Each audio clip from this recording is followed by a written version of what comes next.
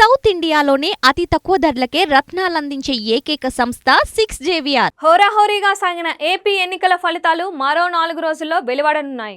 ఈ వీకెండ్ ముగిసిన రోజు తర్వాత అంటే జూన్ 4న ఎన్నికల ఫలితాలు విడుదల కానున్నాయి.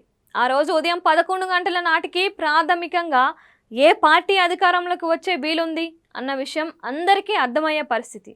ఒకవేళ రౌండ్కు ఫలితాల్లో తేడా వస్తే మాత్రం మధ్యాహ్నం 12 గంటల వేళకు అవగాహన ఖాయమని చెప్పారు. ఇదిలా ఉంటే ఎన్నికల ఫలితాలకు సంబంధించి కొన్ని సెంటిమెంట్లు బలంగా వినిపిస్తూ ఉంటాయి. అందులో ఒకటి పోలవరం. ఈ అసెంబ్లీ నియోజకవర్గంలో ఎవరు పాగా వేస్తే వారికి రాష్ట్రాధికారం ఖాయం అనే మాట చెబుతూ ఉంటారు. అదే విషయాన్ని చరిత్ర కూడా చెబుతూ ఉంది. ఈసారి అదే సెంటిమెంట్ కంటిన్యూ కావడం ఖాయం అంటున్నారు. ఇంతకు పోలవరంలో ఏ పార్టీ గెలుపు ఖాయం అన్నది ఆసక్తికరంగా మారింది. పోలవరం నుంచి కూటమి నుంచి జనసేన పోటీ చేస్తుండడం, టీడీపీ కేడర్ పెద్దగా పని చేయకపోవడం కారణంగా గెలుపుపై అధికార వైసీపీ ధీమాను వ్యక్తం చేస్తోంది.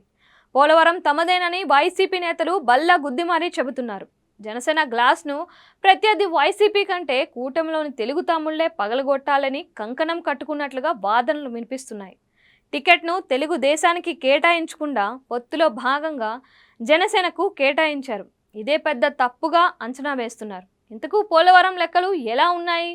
గెలుపు మీద వైసీపీ అంత ధీమాను ఎందుకు ప్రదర్శిస్తోంది అన్న విషయంలోకి వెళితే అక్కడ నెలకొన్న రాజకీయ సమీకరణాలే కారణమని చెబుతున్నారు. వైసీపీ తరపున తెల్లం రాజ్యలక్ష్మి బరిలో ఉండగా కూటమి తరపున జనసేన అభ్యర్థి చిర్రి బాలరాజు పోటీలో ఉన్నారు.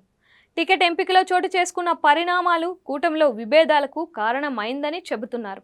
ఈ సీటు నుంచి తెలుగు తమ్ముళ్లు తప్పనిసరిగా పోటీ చేస్తారని భావించిన పొత్తులో భాగంగా దీన్ని జనసేనకు కేటాయించడం తెలిసిందే. దీనిపై గురుగా ఉన్న తెలుగు తమ్ముళ్లు జనసేన అభ్యర్థికి కనీస మద్దతు కూడా ఇవ్వలేదన్న వాదన వినిపిస్తోంది. దీంతో ఫలితాల వెల్లడి కంటే ముందే జనసేన ఓటమి ఖాయమైంది అని అభిప్రాయం వ్యక్తమవుతోంది. పోలవరంలో 85.98% పోలింగ్ నమోదైంది. ఓటు వేసిన వారిలో పురుషుల కంటే 6,208 మంది మహిళలు అధికంగా ఓటు వేయడంతో తుది ఫలితం మహిళల తీర్పుపైనే ఆధారపడి ఉంటుంది అని చెప్పక తప్పదు.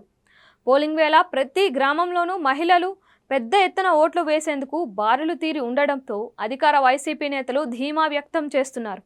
మహిళలు తమ పార్టీకి అండగా ఉన్నారని, రెండోసారి వరుసగా అధికారంలోకి వచ్చేందుకు మహిళలే కారణం అవుతున్నారు అన్న విషయాన్ని వైసీపీ నేతలు పదే ప్రస్తావిస్తున్నారు.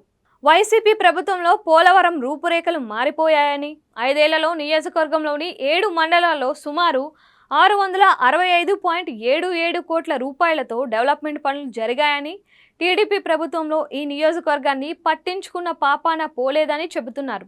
అందుకే జగన్కు అనుకూలంగా ఓటర్లు పెద్ద ఎత్తున తమ తీర్పును ఈవీఎంలలో నిక్షిప్తం చేసినట్లు చెబుతున్నారు.